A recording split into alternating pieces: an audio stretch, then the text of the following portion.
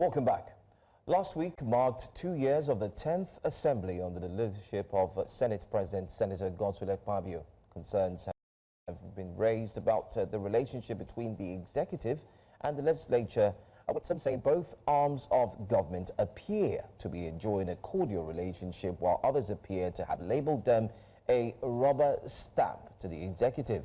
The role of the legislature is to provide checks and balances, ensuring that the executive remains accountable to the people. But has this oversight function been effectively carried out, or has the Senate under Akpabio's leadership leaned too much towards executive approval? Also, the senators, through the Senate spokesperson on Monday, condemned the killings of over 200 citizens in Yelwata, Benue, saying they were tired of embarking on condolence visits. What will the legislators do to help stop the challenges of insecurity in the country legislatively? Joining us for a one-on-one exclusive on these discussions is the spokesperson of the 10th Assembly and lawmaker representing Ekiti South Senatorial District, Senator Yemi Adaramodu. Good morning, and thank you very much for joining us, sir. Good morning, my dear sister. Good morning, my dear brother, and good morning to fellow Nigerians. All right. First of all, I think we'll start by talking about the unfortunate incident that has plagued the people of Benue State and the country at large, because we're all collectively affected by this. You on Monday addressed the press sympathizing with the people of Benue State over the deadly attacks witnessed over the weekend, and that incident also prompted the president's visit to Benue yesterday. Let's talk about, the Senate's thoughts, positions, and actions to tackle the situation beyond speaking about it. Yes, thank you very much. We have said it for the often time. Yes, that the program that is happening in Benue State, not only Benue, recently Plateau State, and then usually in Benue State and some areas in Savara, that and some other sporadic attacks by these terrorists, these bandits, and these dissidents all over Nigeria, that we condemn these actions terribly and thoroughly. And we assure Nigerians that beyond the issue of even paying that visit to Benue State by Mr. President and then senators, that we are desirous in making sure that we stamp this out completely in Nigeria. We are very happy that Mr. President found it very convenient to be there yesterday, and then he engaged with the critical stakeholders after visiting the victims of the pogrom. And he told them in clear terms and assured everybody, not only in Benue but Nigeria, that yes, we are going to make sure that Nigerians can sleep with their two eyes closed, farmers can go to their farms unfettered, herders can herd their cattle unfettered. Then other people that are doing businesses, and even the ones that are not doing businesses, like children and our women, that they live a very good life, not to be feared that they are going to sleep in their houses, or they are going to fetch water, or they are going to their farms. Yes, because with this assurance and with these steps that have been taken by Mr. President and even the National Assembly, I am very sure that this will be a thing of the past very soon. And like I said, the National Assembly had already done enough and very adequate appropriation for our military, for even all the security agencies, to make sure that they carry out their own duties in making sure that they perform well, and they have been performing well, because we know that all these soft targets of some dissidents, some undesirable elements going around the farmland, the farmsteads, going to villages to go and maraud our people and mow them down. We know that because it is very difficult now for them able to face the might of the military directly as they used to be, because day to day they are feeling the heat. But yes, for now we can only assure that this will be a thing of the past, and then we know that it's going to happen very, very soon. We are not going to tarry. The military has assured us, and then we are assuring the military, I mean the legislature, that anything they need from us, from our own side, and anything the executive need, any support, that we are going to give our support unfettered. not to tarry, not to waste any time, not to waste a minute, to make sure and to ensure that Nigeria becomes a very peaceful place for all of us to thrive, for all of us to live, for progress to be ascertained and to be assured to every home, to every human being in Nigeria. Either you are a Nigerian or you are a visitor to Nigeria, or you are a guest of Nigeria, or you are a sojourner in Nigeria, or you are doing business in Nigeria. So that is where we are in the National Assembly, especially the Senate. Senator, just to state categorically that some Nigerians currently view it that the House of Assembly is really not paying attention to the security challenges. But we do know that it's due to mixed reactions, because we've also seen videos where members of parliament have stood up, they've spoken deeply about how the insecurity is indeed on the rise. But then again, we also have members or senators representing Benue State. I mean, talk about Senator Patrick Abamoro from 2019 up until now. So he's well aware of the insecurity that has been bedeviling the state for so long, even in past administration up until now. We also have Senator Emmanuel Udende, not forgetting Senator Titus Zam, and also Senator Ojimba, and, you know, we can go on and on. You're also a senator. You sit with these fellow senators. Can you categorically tell us, I mean, honestly, does the bulk stop at just when the cameras are on and then these petitions or prayers or whatever is being put in place? But after that, do senators really sit together and take charge and say this must stop? Because Nigerians are feeling that it's just a talk shop, but it's not actually in action.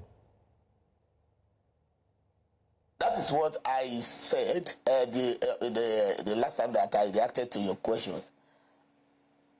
The national, you know, the issue of the insecurity in Nigeria, and especially Plateau, Benue, and the environs, are dated back to very long time.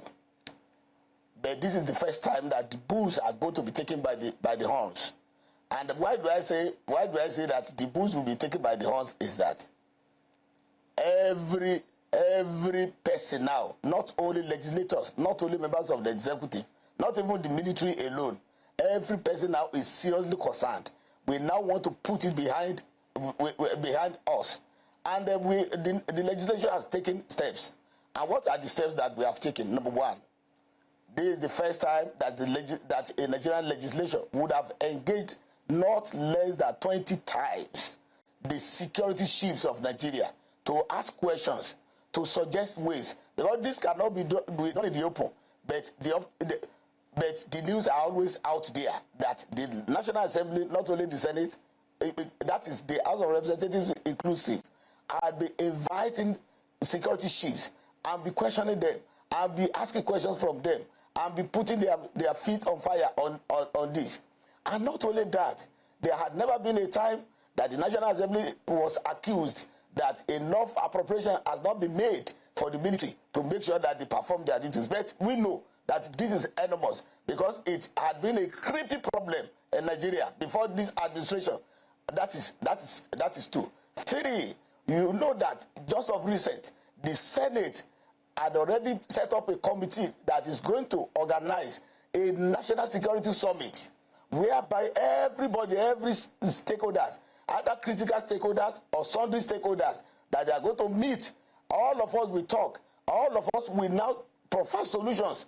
Number one, we know that security is local too, like politics is local, because the way people will approach security in one community will be very different from the way the other community will approach it.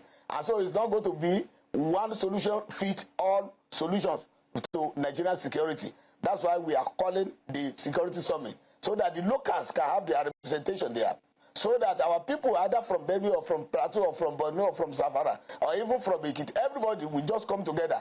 Let us talk. Let us put heads together. Let us now find solutions to it, because the locals are necessary too. Our traditional institution is necessary too. Everybody must be part of it, because when we talk of criminals, the criminals live among the people. The criminals live in our environment. then it's not that for us just to bring arms and ammunition from Abuja or from Kaduna to go and do a real bombing when the criminals are hiding somewhere among us. And so that is why we say we are going to hold that kind of a security summit. And this is the opting time for us to do that. This is the right time for us to do that one. So definitely we will say that the legislature has been sleeping and that the legislature has not been doing what it should do. We don't expect the legislators to accompany the military or the police or the DSS to the battlefield and then be carrying ammunition and guns for them. So we don't expect us to do that. But what is expected of us, we have done, and then it is part of our oversight to make sure that they react and they act. So that's why we are saying that we don't want to be reacting anymore. We want to act against these miscreants. That's why we are putting all those checks in place. With what the legislature is doing regarding Nigeria's insecurity challenges. Let's now talk about the legislature's role in checks and balances. Senator, 2 years into this 10th Assembly, how would you characterize the overall relationship between the executive and the legislature? There have been public concerns about the relationship. Some have said that the legislature is, and I'm sure you're used to this phrase, rubber stamp. There are those who argue that the legislature has acted as or continues to act as an extension of the executive. So how would you analyze the relationship between the executive and the legislature? There is something. This is a weather-beaten and jaundiced rhetorics of some people. And I had just made up my mind not to even react anymore to this kind of all this kind of tantrum or this kind of political razzmatazz I have. But let me just put it succinctly. Three phases of it. Number one is this: I contested on the platform of APC. My name was not even on the ballot. It is the name of my party and the symbol and the logo of my party. The president of Nigeria, including governors, and then many of us who are APC contested the way I contested. And we had manifestos. We had projects and policies and plans and programs that we want to do if we are voted for. And then we are now voted for. And we now get to government. And just like that, pronto, you want me to turn rebellious against the policies and programs of my party so that you will not call me a rubber stamp? That is number one. That is number one. Number two, now, I want to ask a question. Has there been any law that Nigeria Senate or Nigeria House of Representatives has passed that we can say is quite unprogressive, that was occasioned by our relationship with the executive arm? I don't think there's any law that we have passed or any bill that we have introduced that is inimical to the progress of Nigeria and that can show us as an assembly that is the pocket of the executive. Number three is this. Now, when the executive brought the issue of students' education funds, so that we will not be called rubber stamp, we should reject it. When the executive brought the issue of tax reforms, whereby the low-income earners will not be paying tax, they will be exempted, so that the small-scale and medium-scale businesses can thrive in Nigeria. We say no to it because we don't want to be called rubber stamp. When the executive brought the idea of making sure that power can be generated and can be distributed by state governments, even local governments or individuals, so that this thing will not be concentrated in the hands of the federal alone. So we will now say, because we don't want to be called rubber stamp, we will reject it. When they brought the issue of minimum wage from 30,000 naira to 70,000, 75 or 77,000 per month, we will say no to it because we don't want to be called rubber stamp. My sister, my brother, I don't know where the issue of the rubber stamp this thing comes from. And I said, maybe what those people want to say is that before any policy can become authentic, then it has to be rubber stamped. Because when you want to go and do certified true copy, if it is not stamped, then it makes it fake. So, and then to that extent, it means that the National Assembly will have to stamp any policy, any program, any project of the other two arms of government. So to that extent, I'm talking of rubber stamping it. But besides that one, if it is to say that someone is tied to the apron string of another, then definitely that one is an hereditist rhetoric. That is ludicrous. That is very unscrupulous. So let me just take it and stop it like that. Are we saying that there have never been a time where the executive came with maybe a bill or any action that the legislature ever saw as, you know, we don't completely agree with this? There have been situations that have been pointed out, certain instances. For example, the state of emergency that was declared on the 18th of March, 2025. It was said that the legislature passed this with a voice vote as opposed to a head count or roll call. That was it was criticized by a number of legal practitioners, even some of the budgets that have been approved. So can you really say that there have been any situation where the legislature did not agree with the executive, or the legislature has found that every single action of the executive, you know, has been done with due process? Now let me tell you, my sister, and let me just take that example of the emergency rule. We all know that in Section 305 of the Constitution of Nigeria, emergency rule is explicitly stated there, and how and why emergency rule can be imposed on any area particular in Nigeria. If it is not efficient that there could be emergency rule, it will not be stated in the Constitution. And that Constitution was not promulgated or enacted by this 10th Assembly of the Federal Republic of Nigeria. And by the government of President Tinubu, it had been there more than 26 years ago, even before this Fourth Republic started.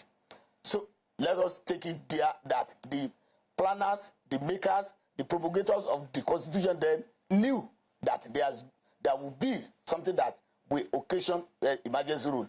Now, like I usually say, everybody in Nigeria will go to the emotions, pull stuff from emotions, and take it to stamp it on either the executive or the legislative arm of government. And by that, everybody will now become a legislator. Everybody will now become an executive member. Now, let me tell you something. In our own rule books, and as provided for by the Constitution, when the issue of emergency rule comes to the National Assembly, it is there that you must not discuss it in the open, that it has to be in closed door, which they call executive session. And we did only that day. And now, in the executive session, whatever you do there and you agree upon cannot come to the open plenary and be debated. It is in our own rules, 134, 135, 136, and 137. It's in our own rules. Now, once we now got to the closed door, whereby the issue of security as per emergency rule was discussed, and then arguments were raised. We did not sit down for only 1 hour or 30 minutes. It took us about 3 hours. We brainstormed, we spoke, and we agreed. After agreeing, when we come back to plenary to report the progress that we have made during the closed door session, we cannot open it to debate again. And once we have agreed there, the only thing the presiding officer needed to do was to put the question to all of us, that what we agreed upon in the closed door session, is there any other person who is against it? And nobody said he was against it. So we go by the statutes, we go by the rules. But let us say that we got to the closed door session and there was no agreement. And then the presiding officer put it to us again and there was still no agreement. Then we now go into voting openly. So that was what happened. The only problem here is that people who do not read the books, who do not have the, are not in custody of the statutes, they are the one who will be interpreting it for us.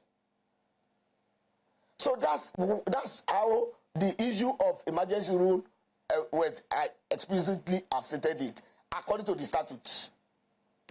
Now the issue of even appropriation, in many cases, the National Assembly has disagreed. There have been times that they put the issue of even dollar to naira at a price at a price that we even disagreed.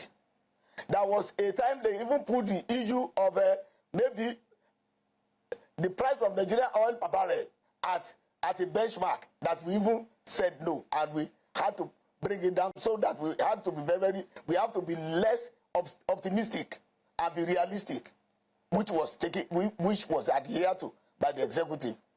There were times that, you know, in Nigeria we do envelope budgeting, and we now find out with our own experience and oversight functions that there are some ministries and some agencies of government that are very close to the grassroots, like rural electrification, rural development, food security, security itself, and healthcare and education. That we have to rejig it and call the executive to question, to take away from areas that are less needed to these critical areas which the executive adhere to. If we are doing this one, we are not going to put a megaphone. It is not a microphone democracy that we are operating. We are operating a serious democracy, mature democracy, democracy that is not a competition between the arms of government. So when we call them to order and they now call us to agreement, we are not going to start using megaphone, go to Wuse market, and go to Gwagwalada market and be broadcasting it, and go to motor park and be broadcasting it, that we have won a war. It is not a war. So we are together as partners for progress of Nigeria. So if anybody is expecting the legislation to be boxing and to turn the chambers into WrestleMania arena, that one can never happen. And it will not happen in Nigeria, and it's not supposed to happen. Okay, all right, Senator. I mean, in Nigeria, you just highlighted one key fact, that it is not a boxing ring. So we're going to say that the 10th Assembly is not compared to previous assemblies that we've seen in terms of when chairs are being thrown about. But there's a cause for worry, and it's very pertinent that we ask this question. The 2025 appropriation bill, of course, which needs to be sent to the president, of course, brings it to the assembly and they look at it. There seems to be some inappropriation. Let me explain further. There seems to be what many have called budget padding, and it's expected that the assembly would take some time, and especially the committees, to look into these so-called paddings, and then Nigerians have placed their hope on the assembly to pinpoint these things, highlight them, mark them off, and say, no, this cannot go. For instance, let me mention some to you, Senator. 538 boreholes going for 114.53 billion naira. I'm sure you've heard of these numbers. 561 educational projects going for 179.96 billion. And then remember the popular one, the street lights, where one will cost over 200 and something million just for one, Senator, one street light. And then the boreholes. But yet, these things are not seen by Nigerians. So, my brother, these are fallacies. These are not true. So these are not true. These are not true. It does not exist. I'm a legislator. I'm a senator. This is not even my first time. I was in the House of Representatives at the 9th Assembly. When I saw that maybe statistics being read out by one a local NGO. I just marveled, I just smiled, I just shook my head, I just walked away. Because only the gullible can believe all these kind of things. Even when they said that 1,000 sticks of street lights will cost 300 or so billion naira, I just laughed. Like me, let me take myself as an example.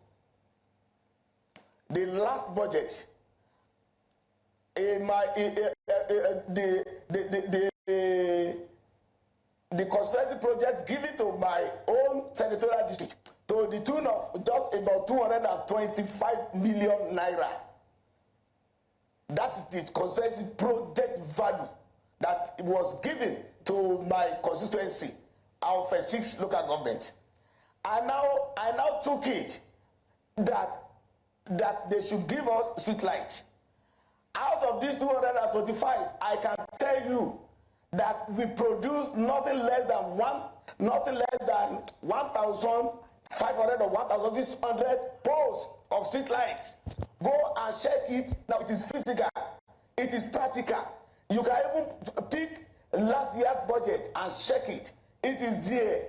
So we had that is 1,600. When those my brothers in that NGO are now saying that 1,000 poles made provided by legislators will cost about 300 and something billion naira. I baffled. I laughed. So we should stop all this kind of falsehood. I've always been saying it. Without the parliament, there is no democracy.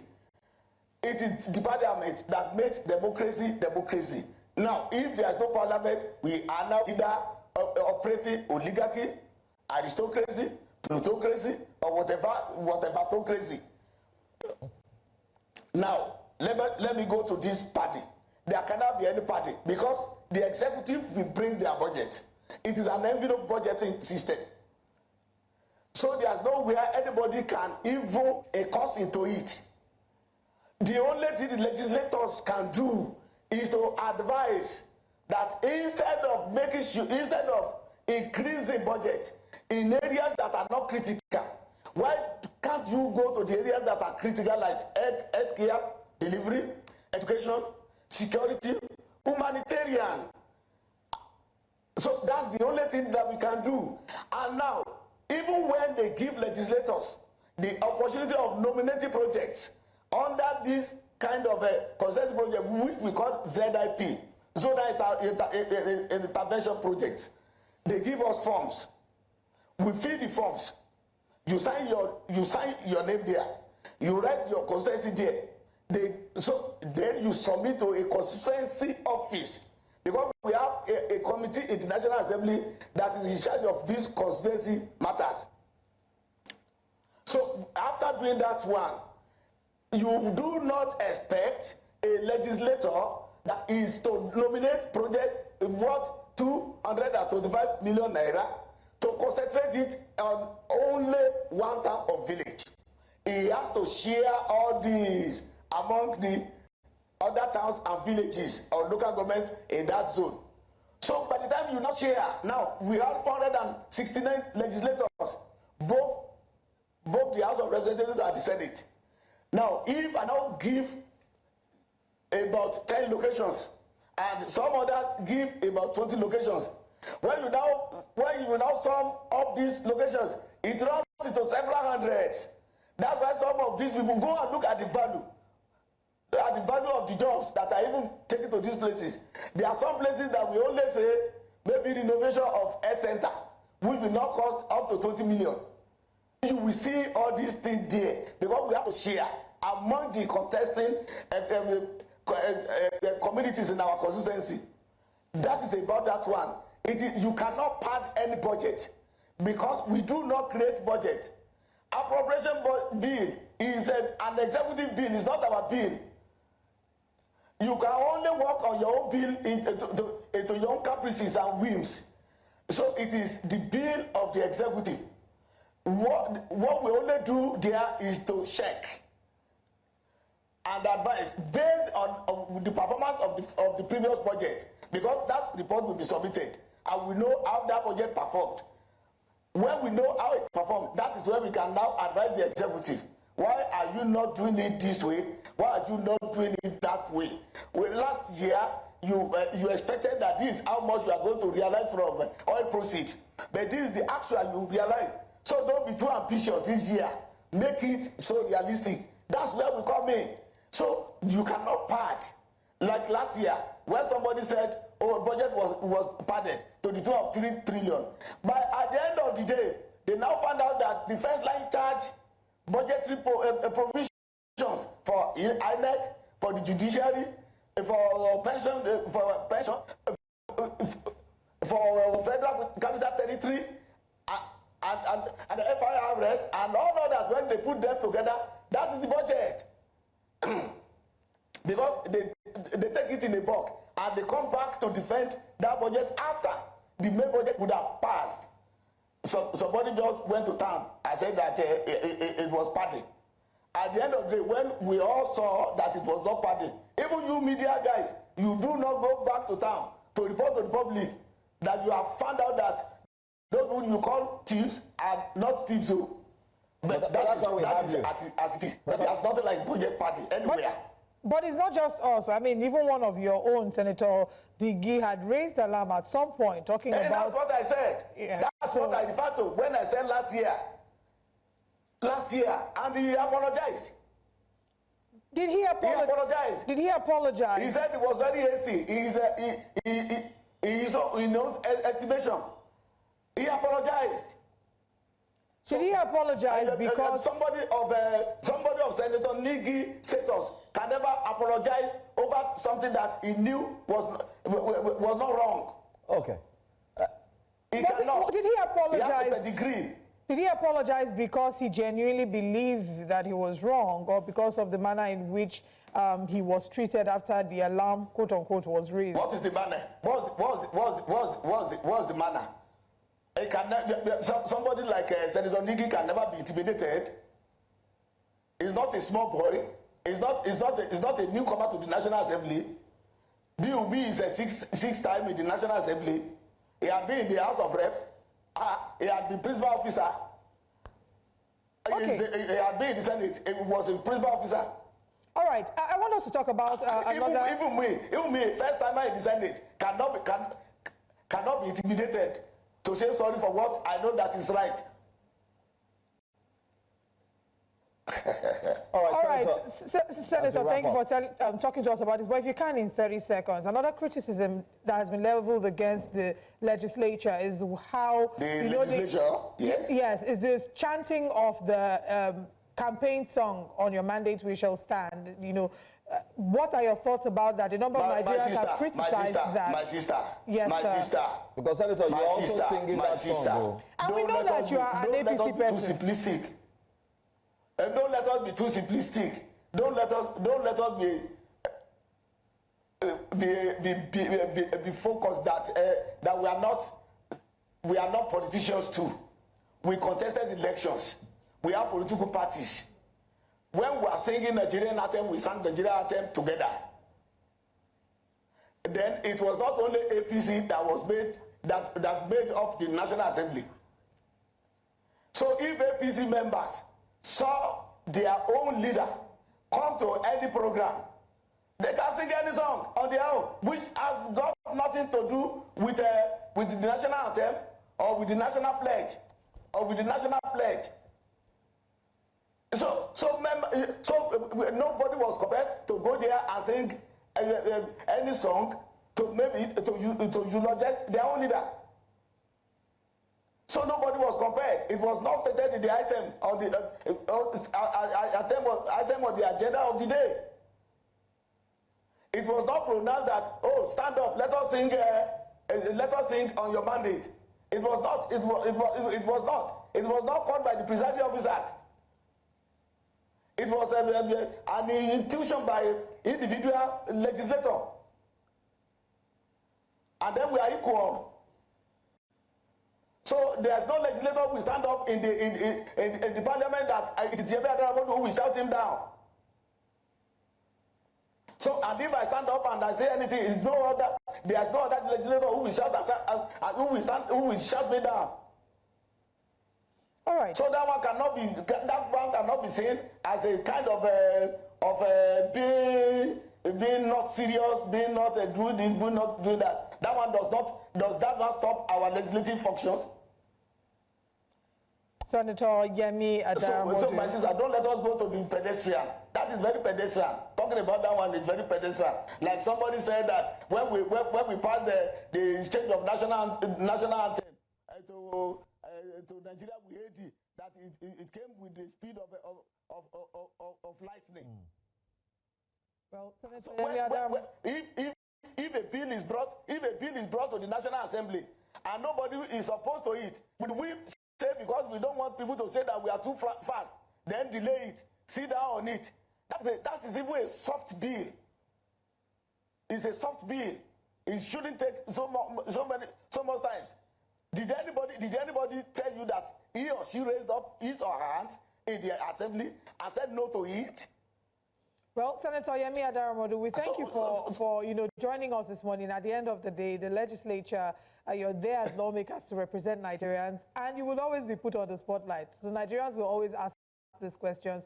So we thank you for coming to we love it to shed because some we are light. closest to the people. We are the closest to the people. We are the parliament of the people. They are supposed to put us to task every time. They should put our feet on the fire every time. Senator, thank you for that so guarantee. Nigerians have no option. We are the custodians of Nigerian democracy, and we must act so, and we must do so. Okay, Senator, since you said... And we will never be tired of doing that. All right, Senator. Thank you so much. And I encourage Nigerians to keep getting across to us, and we remain very accessible to them. All right, Senator. So we have no scruples, we have no grudges against this and about this. Even the media too should continue to put us to task, so that we will get to the end round, which might not come so easily. Like I said, that democracy is a journey. It is not a brisk destination. And in a journey, we are going to meet a lot of caravans on the way. There will be potholes, there will be corner, there will be checkpoints, there will be all these kind of things. Even at times, Marudas can even cross the road. But for you to get to your destination, that means that you are focused. So we are focused. And then I know that Nigerians are focused too. So I want to congratulate Nigerians for enjoying 26 years of unfettered democracy. So, and like I said, democracy does not mean that we will attain that utopian society that we have been praying for just within a very short while. This government has just been only 2 years in the annals of democracy of Nigeria. And we know when Nigeria has been Nigeria. So within that 2 years, this government cannot solve all the problems that we are faced with. But we know that there's progress. And then there is light at the end of the tunnel, because we can see the light. All right, Senator, thank you for your time with us this morning. There's still areas we would have loved to cover. Unfortunately, we've run out of time, but we look forward to having a part 2 of this conversation with you. I'll come back anytime you want me. We're holding you to that. Thank you so much for your time, Senator Yemi Adaramodu. Thank you. All right. All right. Okay. Away from that conversation, well, we do have I mean, too many things to talk about but I think maybe we'll go on a break, and when we come back, we'll explore our next conversation. But thank you to the Senator, and thank you to our audience for staying with us. This is still Breakfast Central. A number of other conversations still to come. To stay with us. Welcome back. Now let's take you straight to Benue State once again, this time in Yelwata, and talk about the incidents, the insecurity crisis, the Benue Massacre, whichever acronym or name you choose to call it. Let's look at the president's, his presence yesterday. We do have joining us very quickly. We have the Youth Party chairmanship candidate for Etiosa local government area, and of course a communication expert and the public affairs analyst joins us this morning. Ayodele Adio, good morning, and thanks for staying with us this morning. First off, I'm sure while you were in the waiting room, you also may have gotten a glimpse of our interview with Senator Adaramodu as well. I don't know what your take is about the fact that he made it clear that there is no padding in the 2025 budget, that everything that was said by budget was just mere speculations and not facts. Well, I mean, I caught a glimpse of that conversation, and it will be, I'm sure the budgets can defend themselves with some of the positions that they took with regards to the budget. However, I mean, every Nigerian can see that the typical Nigerian budget, is usually filled with a lot of inanities, a lot of provisions that mean nothing to the Nigerian people. Some of the provisions, they are overly inflated. The estimations are quite wild in certain instances. There are lots of repetitions, across MDAs and government agencies. You also find that, agencies are trying to attempt to do things that are outside the scope of their terms of reference. So you really and truly have a budget that hardly sometimes reflects the realities or the pressing issues that the Nigerian people are faced with. And it's some sort of budget that is usually skewed to the interest of the political class. So he can make the argument that, these documents aren't padded because the National Assembly indeed has the power of the purse and appropriation, and that's a fact. But the truth is, you can see that we are not spending on priorities. Our spending is skewed, towards political lines as against what should be driving economic progress and what should be stimulating the economy in a way that lifts people out of poverty. And that, for me, is the biggest concern. You just don't have our budgets aren't sensible. You have wild estimations. Sometimes our projections are short of reality, and oftentimes you just see that the spending are just sometimes inexplainable, and that's really the tragedy that we face. Let's now bring the conversation back to what's happening in Benue State and the current reality. The president has visited Benue State. We've seen, in the conversation we had earlier, we had our initial guest talking about that being a very good move and being timely, the timely response of the government. Do you agree with the timeliness and the response and the manner in which the response has happened? Do you think that that has bolstered, created some measure of optimism in the state, and or do you have a different opinion to the president's visits of Benue State?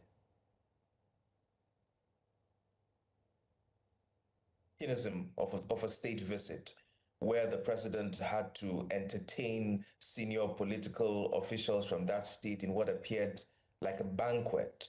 The truth is, the former Prime Minister of New Zealand said recently, what is empathy without action? And what the people of Benue are actually expecting from their president is not necessarily a visit at a banquet. What they want to see is action.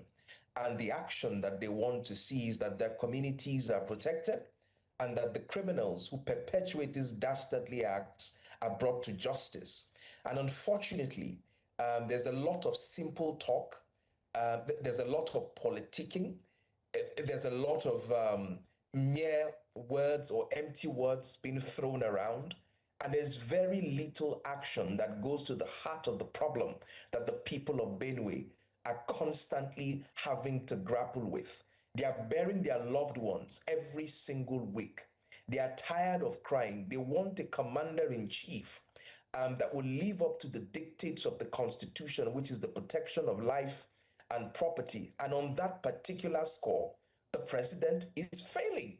And so the idea that, the president should be commended for getting on a plane and visiting Benue, in fact, not even the community that was attacked, I must note, because he claimed that the road was bad and it was raining and he couldn't access it. And so he went straight to the banquet. And we must also add the shameful act of having to line up children under the rain to welcome a president when his state was mourning. I think was also very shameful, very distasteful, and does not portray the kind of urgency and leadership required to deal with this problem. You still have a group of politicians who are more concerned about the image of their principal, the image of their political party, than the bloodletting that is happening in communities. And that is grossly misleading, because you're not going to be able to solve this problem if all you have around the political leadership is sycophancy and not the urgency required to deal with this problem. I'm not going to play this tokenist, game of the president visited, Benue, and we should be all clapping hands. There's been 17,000 people killed in violent crimes across the country since this president took office in May 2023. And this bloodletting has continued. We cannot continue to accept this as the norm. It's not normal that people have to die this needlessly and this consistently in our country. It is not normal, and something has to give. So we should and must refrain from simply, throwing our hands up because a president went to visit somewhere. I mean, nothing has changed fundamentally. If I asked you today, for instance, what has changed on the ground? What strategy has changed? Nothing whatsoever. It's business as usual. And if you listen to the things that he said on that ground, you would understand that, again, the president, I don't know if it is deliberate, continues to misunderstand the problem. Even when the Tor Tiv V clearly articulated what the issues are, the president consistently said, go and reconcile, it's one family. I don't understand this. I don't. Well, it's a tough one, but I mean, for us to have you here, it also, I mean, you've spent so much time as a communications expert, and I like your insight into what we saw yesterday. So permit me to just highlight some of the aspects, and I like your reaction to it. As one who has spent years, also working with people in government and also being a politician yourself, you've worked hard to ensure that communication, especially what is written and what is being communicated to the people at different circumstances, is well scrutinized, well put together, and ensure that the thoughts that are being shared by the image or the personality is one that people would listen to and, give a pass mark. How would you rate, one, the president's speech yesterday in the midst of what happened? And secondly, if you look at the back and forth that took place yesterday, where the president inadvertently, the open, scolded, as it were, the IGP, asking him that how come nobody has been arrested? How would you put all of this in terms of communication together? What do you think played out?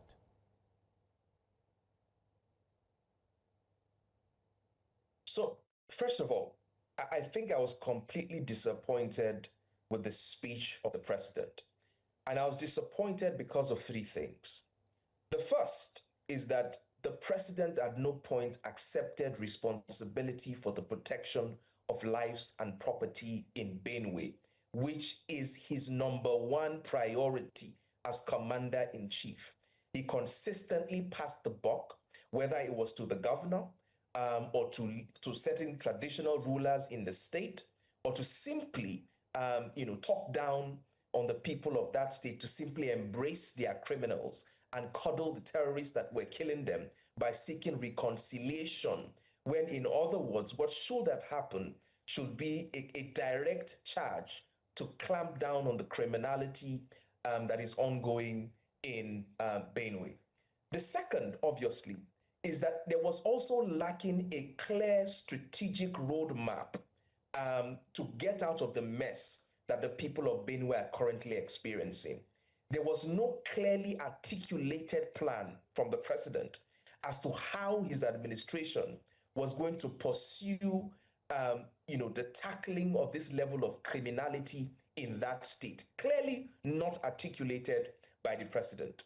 Thirdly, and even more importantly, I did not sense a sense of urgency in the speech from the president that clearly state, and mind you, if you remember when the president was campaigning, he talked about things like setting up, some sort of anti-terrorism battalion that will deal with terrorists like this, especially in the northwest and the middle belt and part of the country.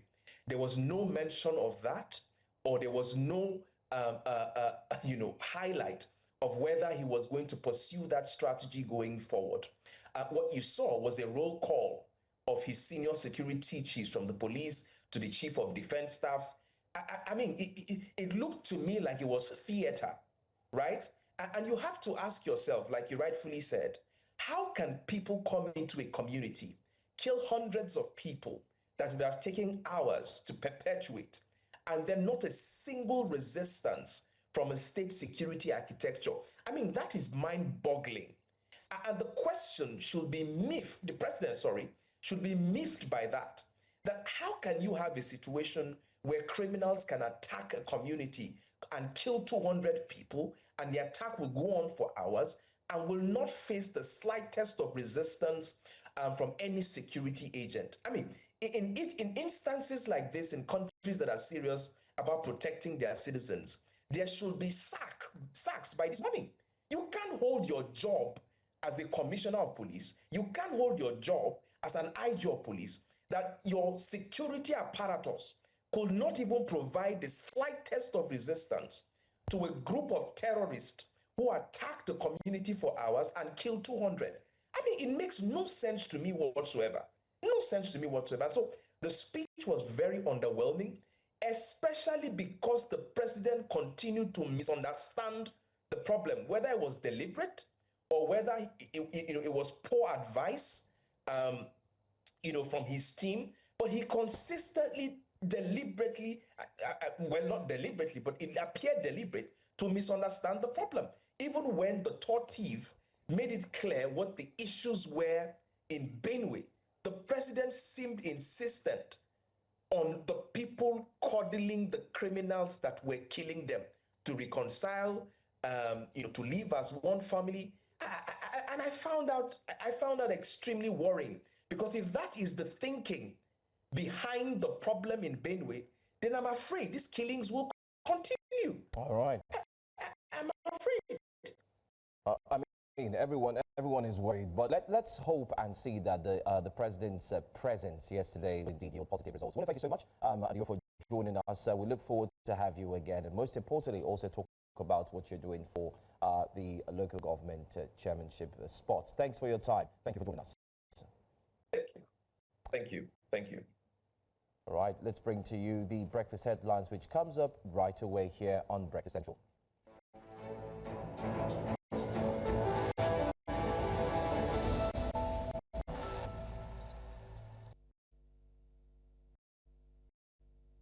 Let's start off in Benue State, where President Bola Tinubu on Wednesday visited Benue State on a condolence tour following a killing spree across various farming communities by armed headers, in which scores were killed over the weekend, with hundreds rendered homeless.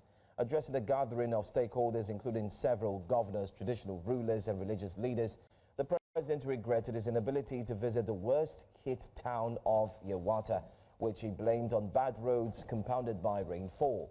He spoke on steps that the federal government aims to take to ensure that attacks leading the sort of bloodletting in Benue State witnessed in the past few days is indeed put to an end.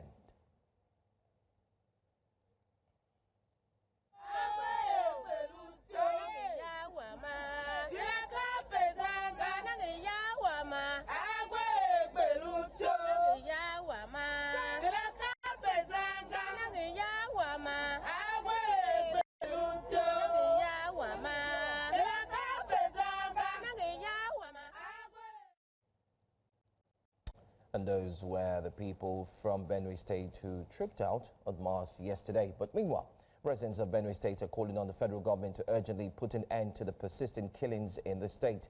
Some of them voiced deep concerns during the visit of President Bola Tinubu to the state, saying that the attacks by suspected armed headsmen have plunged the state into mourning and triggered a growing food crisis. They're calling on the federal government to designate the attackers as terrorists and take decisive action to restore peace. If cry fills our eyes, tears fill our eyes, our home, we are grieving. We are a sleepless night because of Fulani herdsmen. We are begging the Mr. President to make it enough is enough, to make it stop, so that we will sleep with our two eyes, so that our children will go to their schools. We, business women, we will go bush market and buy our goods and come inside town and sell. Like me standing here, it's bush market that is feeding me and my family. But today I cannot go to bush market, I cannot go to farm, I cannot do anything because of Fulani herdsmen. So we are... And as you can see, all Benue family are not happy, because if you can go around now, we are having food crisis in the state because farmers are not going to the farm anymore. The moment you bend down to farm, they kill you. The moment you bend down, they cut your head. And that has been happening secretly. And the last one that happened that hit everybody on his feet was that one at Yelwata, where you see children of 1 year, 2 years, or 1.5 years.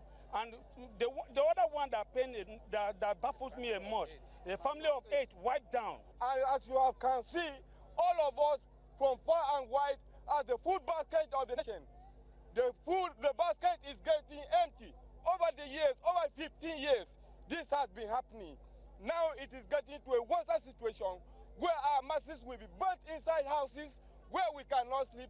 The villages are getting empty. The fertile land which we farm and we get enough food, there is no food. As the president has come today, we hope that we people will have a rest. Well, let's get more insight on this on Breakfast Headlines. Let's join our man who's on ground there, Joshua Imarayi, joins me once again here in the news. Joshua, earlier on we did talk about how the people were reacting to the president's presence yesterday, especially after the incidents took place over the weekend. Can you also shed more light on what the latest update is?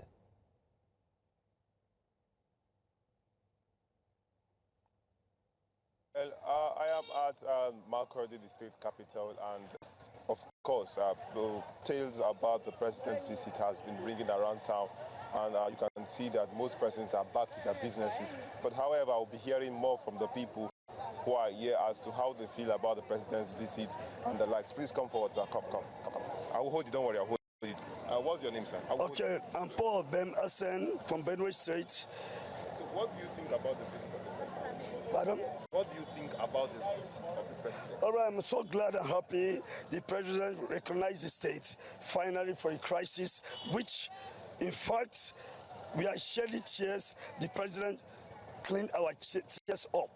So we are so happy, and the president called all the members, all the House of Rep and the Senate House, reconciled them with the governor, but we don't care about any party, and they're so happy.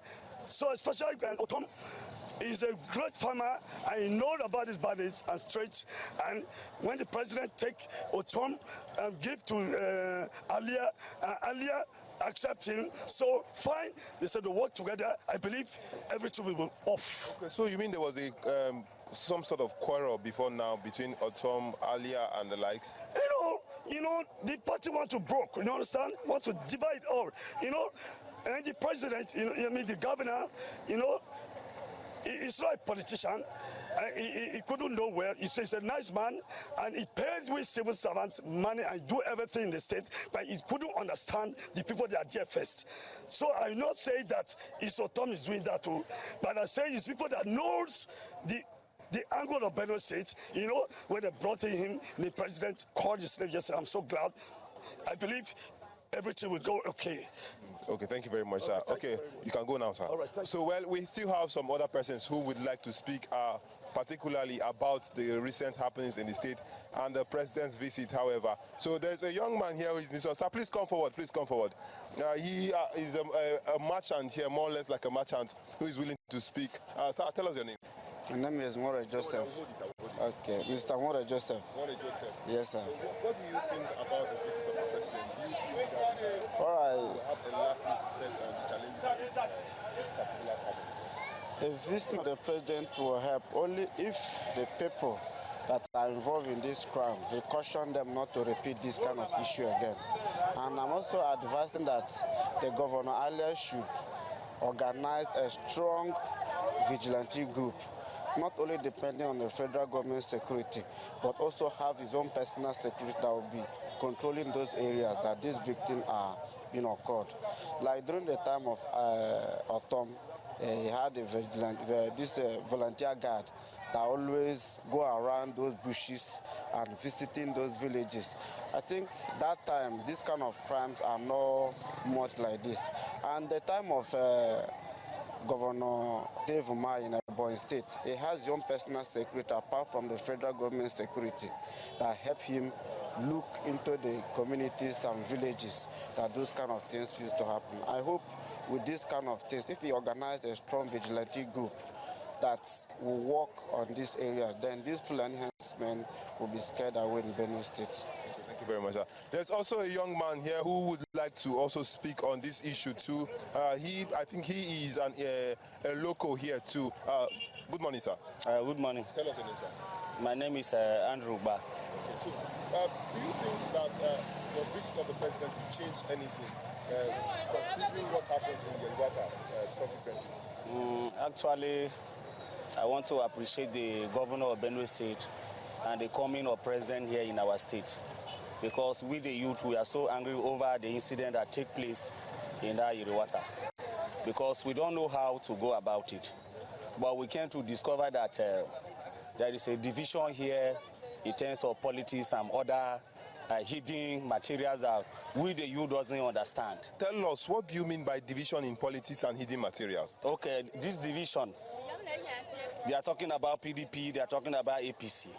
So from there, they are not coming together to develop the society, or which our mothers, our fathers, and we, the youth, will benefit. And all those things are happening.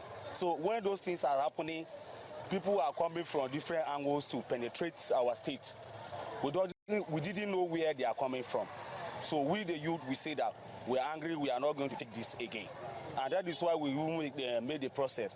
I also thank the governor of Benue State for making things possible like we are seeing, because he's touching some areas in Makurdi, developing our state, both in the rural area, in the town, and wherever.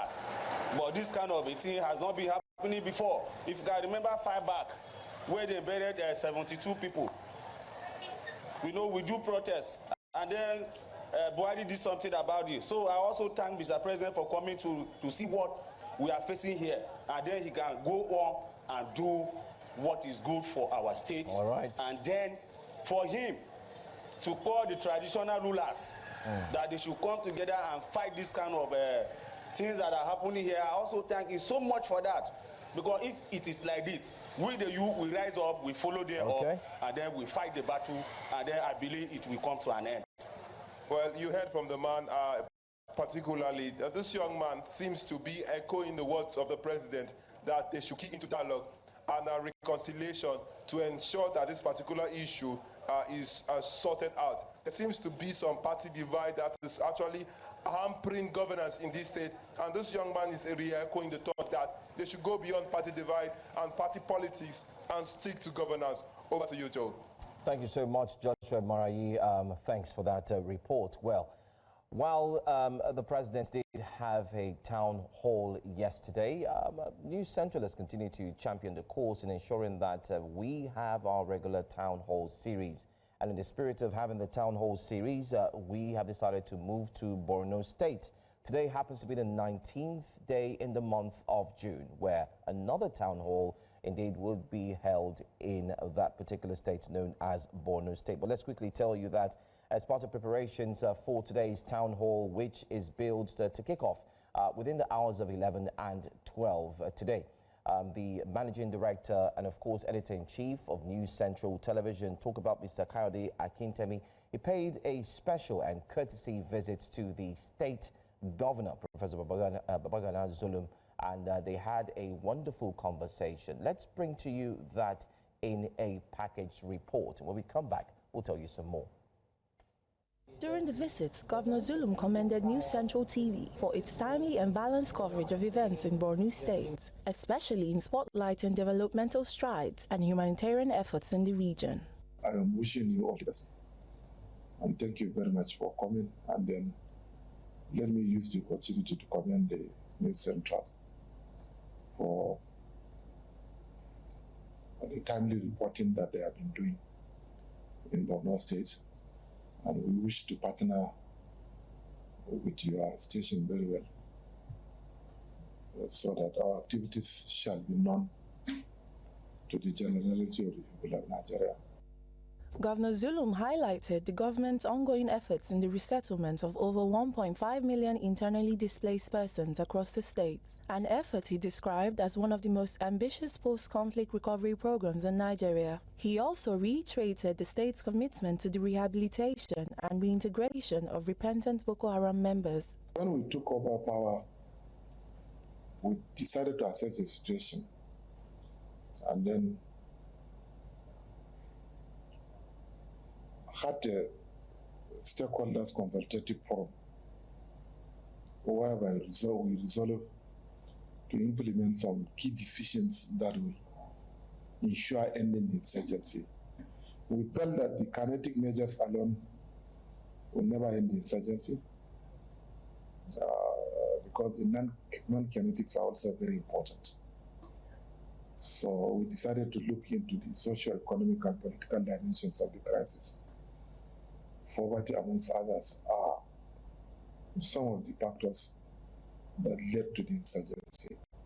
One of the recommendations that we adopted is that we shall support the victims of the insurgency by providing them with better educational facilities, better health facilities, means of livelihood, amongst others. This is one of the recommendations. The second recommendation is that we should forgive the Boko Haram members, those that are willing to surrender. And then we decided to establish a local solution to this problem. We have transitional justice mechanisms that will address all these issues. So since last 3 to 4 years to date, we received nothing fewer than 300,000 repentant Boko Haram members and their families. Governor Zulum further praised the cordial relationship between the Benue State government and the Nigerian army, stating that the synergy has played a crucial role in improving security and facilitating humanitarian access across the region. Our non-kinetic measures have yielded a very positive result because we received tremendous support from the Nigerian army. Honestly speaking, Benue State government is working well with the Nigerian army. It thought we used to have some certain problems, that it has been a long time that we are maintaining a very cordial relationship. And because of this, a lot has been achieved.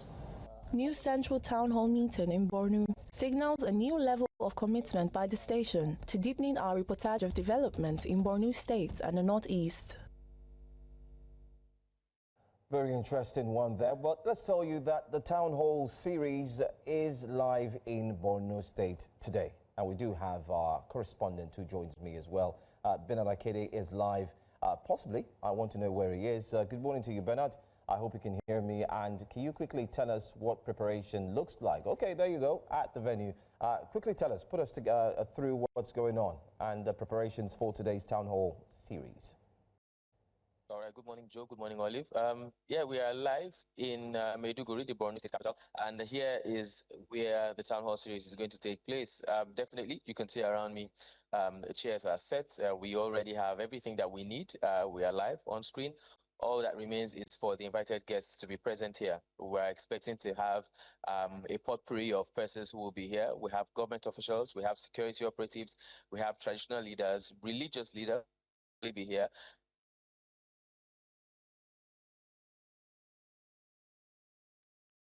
Well, just a little, okay, we just have a little glitch there with the network, but of course, Bernard is saying that expectations are indeed ready for the guests who would be coming in. We did see the managing director and editor-in-chief speak with the governor of Borno State. There was also another report where the managing director did speak with the security operatives. But Bernard, sorry, we did have a little glitch there. Can you go ahead and tell us, continue what the conversation really would look like? Earlier, I was talking about the persons that we'll be expecting here who will be attending and participating, but we're paying particular interest to the victims and their family members. Going to the conversation we had yesterday with the state governor, he, like you rightly saw in that package, first of all, thanked News Central for being at the forefront of reporting the ongoings here in Borno State. We would also like to give kudos to our on-the-man here, Umar Kirawa, who got a lot of commendation, I must confess, and is largely recognized for the work he's been doing here.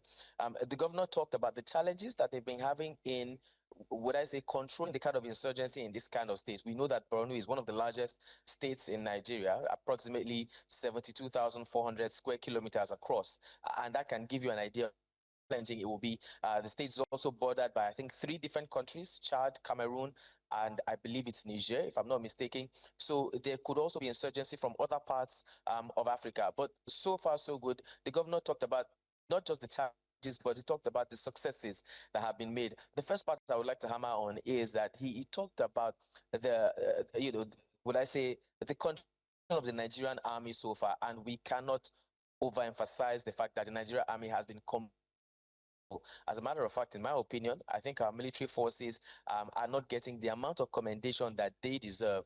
You can actually see their movement within town here in Maiduguri, how they've been trying to maintain law and order and to keep the peace. There was also talks about the collaboration between all the security forces, talk about the army, the police, the civilian JTF, NSCDC, and every other person who has taken it upon themselves, either by law or intentionally, willingly, to restore peace and safety and security into the state. The governor also did talk about resettlement of about 1.55 million IDs who had been in the state earlier, which is a huge, would I say, a huge feat that they have achieved. IDP camps, about 12 of them that have been decommissioned. I talked about granting gainful employment, or at least helping these IDPs to be self-sufficient once again. Just about 2 more, he did say, that are on the brink of being decommissioned so that the people can go back to their families. He also talked about, the kinetic and non-kinetic solutions that they are meeting, or that they are employing, to come to a final resolution concerning insurgency in the state. There was so much discussed by the governor, and honestly speaking, you would think, or you would want to believe, that coming from 2010 up until now, 15 years down the line, unfortunately, yes, we did see insurgency and insecurity, but so far so good. Things have improved, and these are the things that we're looking to discuss.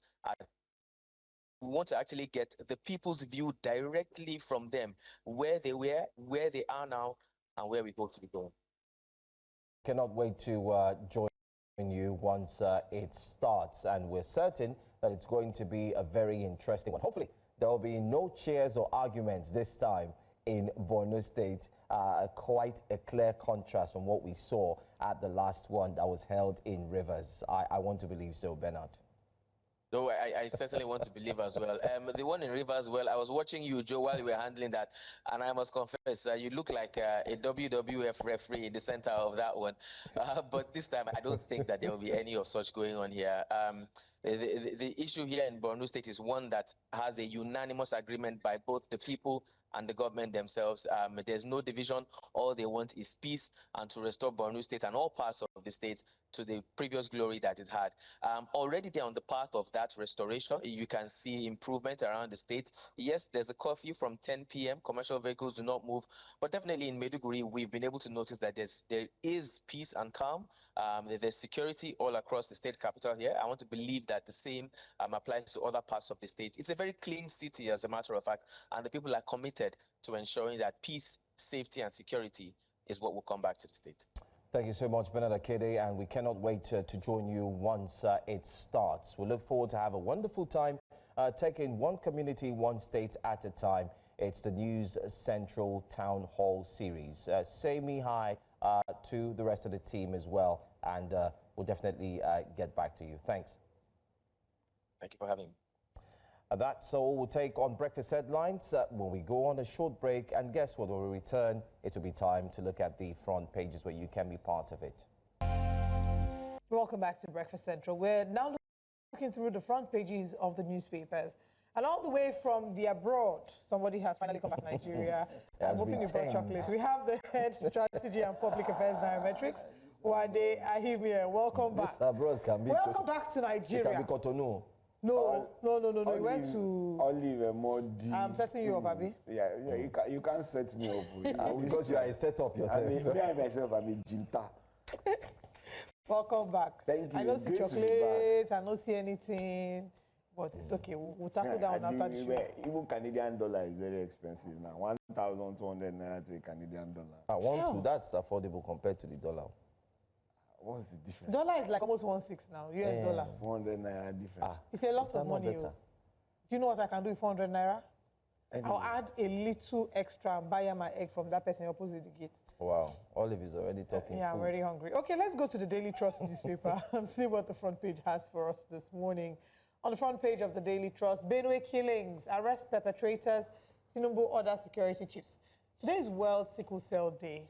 Patients battle high cost of drugs and access to treatment. And I think it's an important conversation to have because unfortunately, we've lost one of our own to sickle cell here.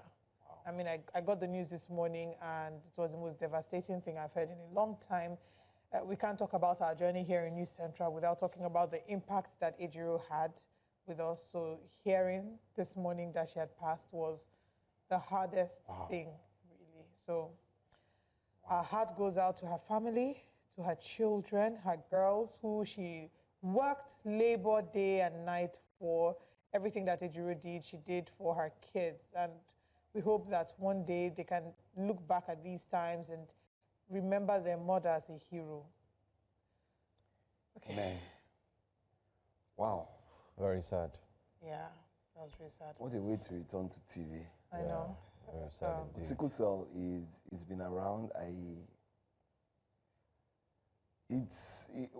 Until you experience or you see the people who go through the pain and trauma, you really don't understand how bad it could be. And if they don't get attention on time, like you said, unfortunately, we lost Ejiro. May her soul rest in perfect peace. And God grants our loved ones the wherewithal to be able to bear the irreparable loss. But it really is it's a sad one. Yeah, very sad. But the other thing for me would be that we should, as much as possible,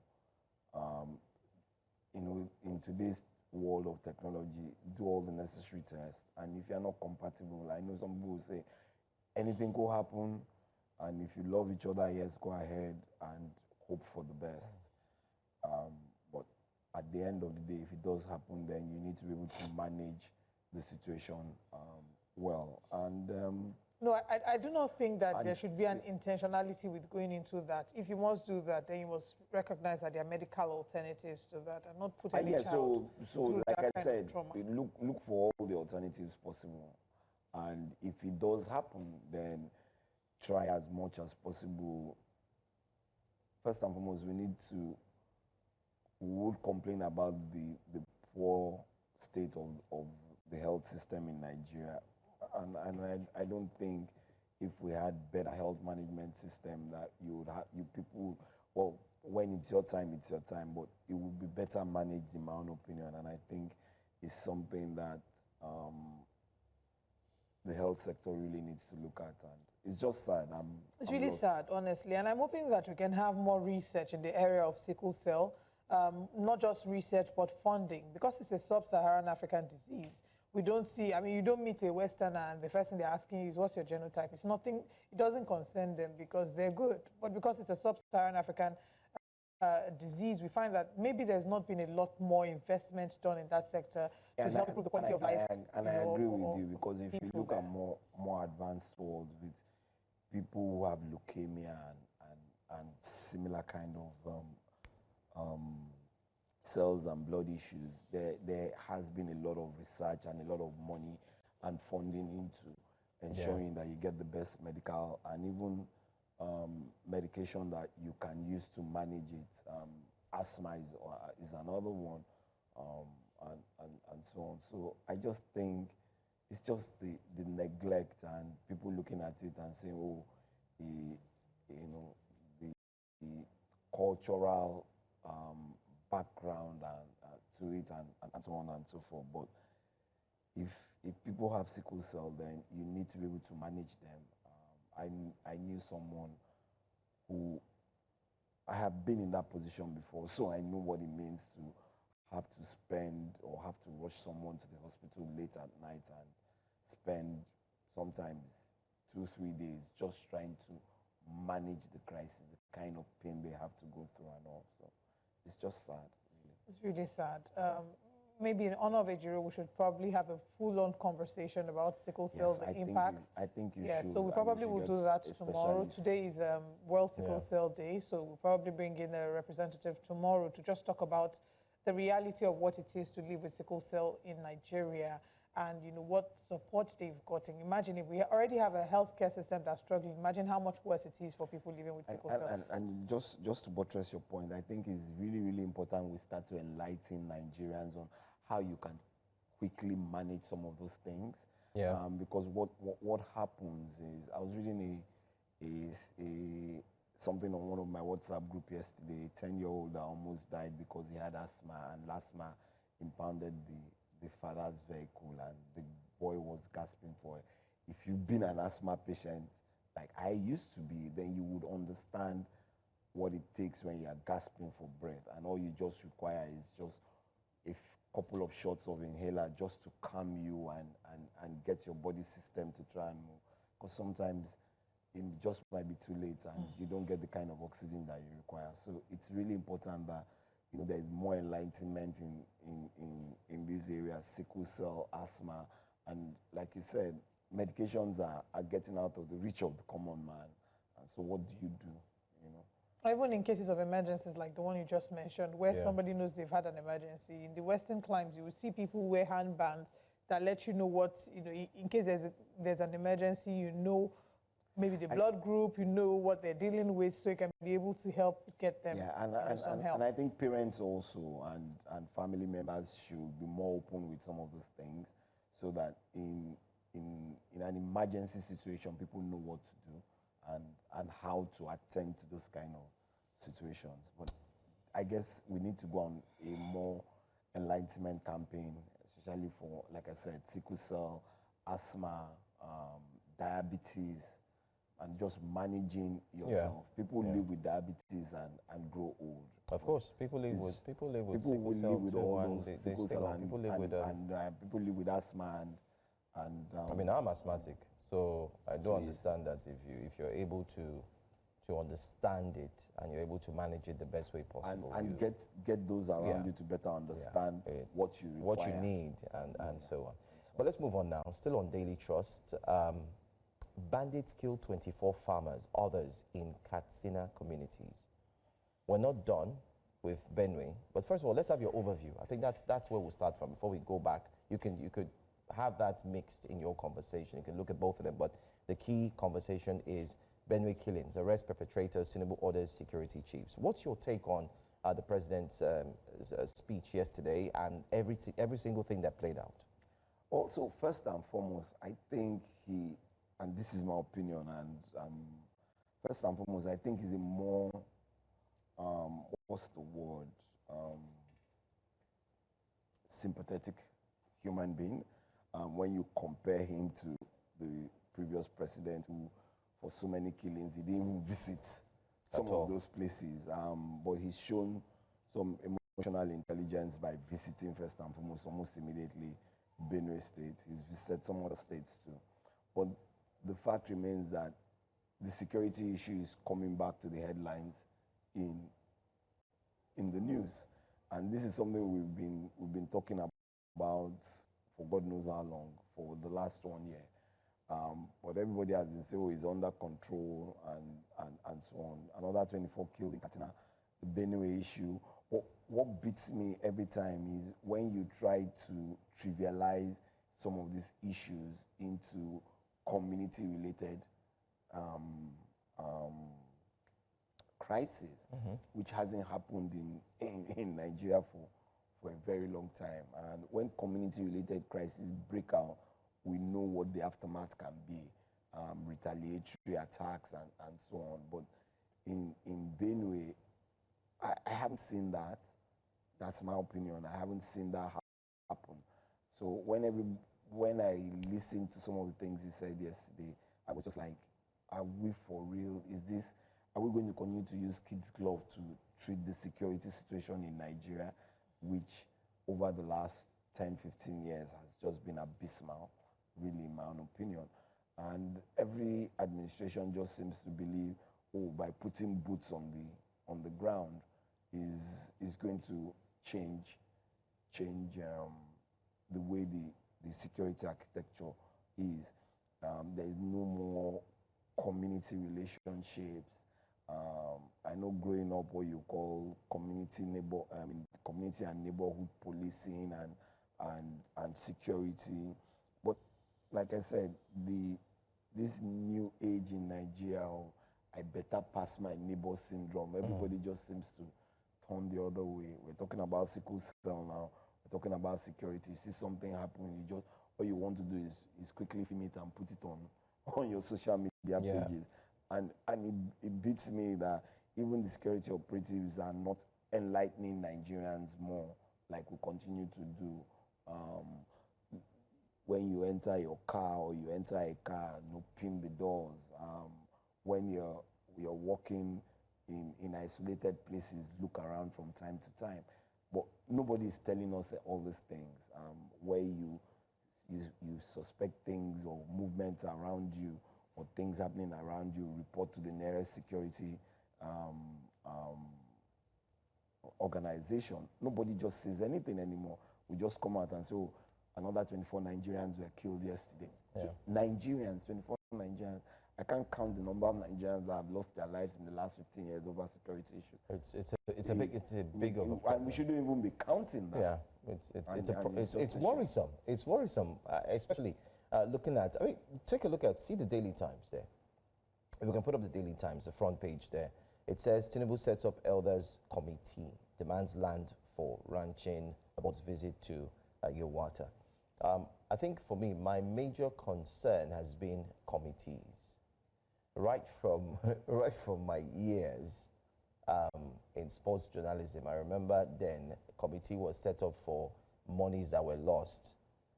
Committees were set up for when sports commissions and so on did not account for money. Down to our time, we've seen commissions set up. Even during this current administration, committees have been set up for tanker explosions. Committees have been set up for a whole lot. But yet, we don't see, even the former administration, President Muhammadu Buhari set up a committee on this same Benue State, of which the Vice President, Professor Yemi Osibajo, was chairing that committee. Even the same committee, sorry to take, just to highlight, this same committee, I just remembered now, this same committee that the President said should settle, remember that he came up with a Ministry of, what's it called? There's this ministry, Livestock. Ministry of Livestock, of which the president is the chairman of that ministry, and the former INEC boss is actually the deputy chairman of the Ministry of Livestock. So why is there also a committee to look at ranching? It's your take. Until we start to treat things as economic businesses, we will continue to miss the points. Some people will tell you, some people will say, oh, why they are just a capitalist. No. My belief is the business of government is to create an enabling environment for businesses to thrive. And part of this enabling environment is to set out policies and implement those policies and drive those policies so that people will adhere to them. In today's world, I don't see where nomadic farming is still existent. In Ghana, last year, when some of these things happened, the police actually arrested cattle rearers. They killed a few cows.